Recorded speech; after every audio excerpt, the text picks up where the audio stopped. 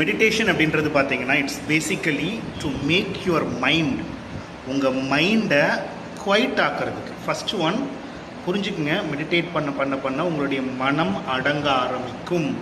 Meditate பண்ண உடனே அடங்காது. விச் மீன்ஸ் உங்கள் மனம் கொஞ்சம் கொஞ்சமாக அடங்க ஆரம்பிக்கும். அடங்குன்னா the number of activities in your mind, உங்கள் மைண்டில் எவ்வளோ வகையான சிந்தனைகள் இருக்கோ அந்த சிந்தனைகள் குறைய ஆரம்பிக்கும். சிந்தனைனா தாட். அந்த குறைய எப்போ மைண்டுடைய ஆக்டிவிட்டி கம்மியாகுதோ அப்போ தான் பார்த்தீங்கன்னா உங்களுக்கு அந்த மைண்டுடைய ஃபங்க்ஷனுங்கிறது நல்லாயிருக்கும். அது எப்படி நல்லா இருக்கும் அப்படின்னு பார்த்தீங்கன்னா, மைண்ட் அப்படின்றது முழுக்க ஐம்புலன்களால் பார்த்து நுகர்ந்து மற்ற விஷயங்கள்லாம் இருக்குல்ல, அதெல்லாம் பண்ணக்கூடிய விஷயத்தினால கிடைக்கக்கூடிய இன்ஃபர்மேஷனால தான் மைண்ட் இயங்குது. பட் மைண்டுங்கிறது நம்ம அது மட்டுமே கிடையாது, அதை தாண்டி நிறையா விஷயங்கள் இருக்குது. ஸோ ஒன்ஸ் அந்த களங்கள் அப்படின்றத அடைஞ்சாதான் உள்ளுக்குள்ளே இருக்கிற விஷயங்கள் தெளிவாக தெரியும்.